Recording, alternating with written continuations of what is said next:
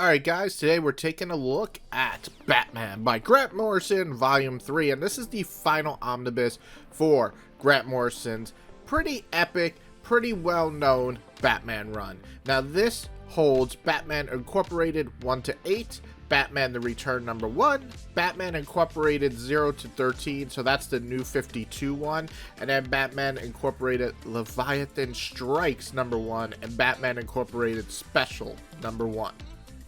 Now, this is a transition book because Batman Inc. started pre-New 52 with the first 8 issues, and then New 52 Batman Incorporated started with 0 to 13. So what's really unique about this run is that it's really a continuation, and it feels the most seamless one of almost any New 52 book. Batman in general kind of just went on and did its own thing for New 52, with containing most of what happened in the original universe. Now, in my first review for the first volume, I was letting people know that I was not a huge fan of this run when I first read it, or at least parts of it.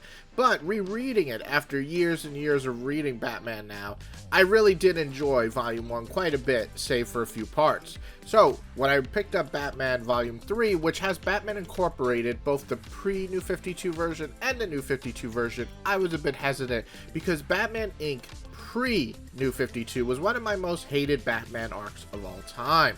Now that I reread it, it's not too bad actually. It's not great, but it's not bad. It basically is Batman going to different sections of the world and training people to be part of his Batman Incorporation.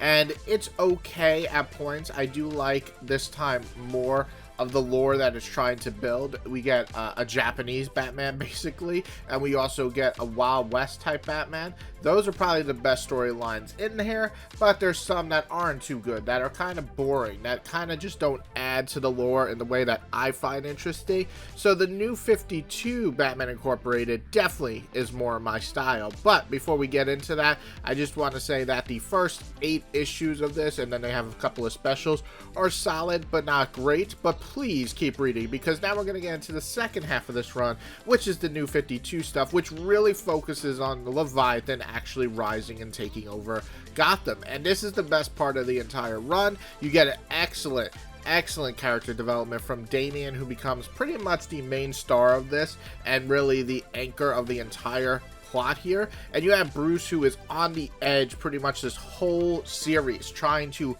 outmaneuver Talia, who is coming after Damian and Gotham. So I really love this arc. I think it's really good, really epic, really scary. It's one of the times I believe that an organization can take over Gotham and beat Batman, and Batman has to go all out to the point where he almost goes and kills someone, which is really epic, and it makes sense. I don't want to spoil things, even though this run is very old at this point, over 10 years old. A major thing happens in this run halfway through the New 52 that really makes Bruce come out different, and you could probably guess it or read about it or heard about it, because this, characters just die in this universe, but it really amplifies Bruce as a character, and that's something that I usually don't feel. I'm more focused on Batman himself instead of Bruce and his character development, so I thought they handled that really well. And one thing I do want to point out with the New 52 art especially, which is Chris Burnham, he really amplifies the fight scenes. They're kind of epic, this gritty feel. The characters look really kind of like, I want to say Dark Knight-ish, the Dark Knight Returns, like kind of that style, but more refined, better body looks and measurements. But yeah, as fight scenes go, this is some of the most gritty stuff I've seen in Batman that I really enjoyed. Especially the middle part of it is pretty goddamn fucked up, if I want to be honest. So overall, is this omnibus worth it? I believe so. I think this is actually the strongest part overall. I think 1 has high points and low points. I think 2 has some of the best, but also some of the worst.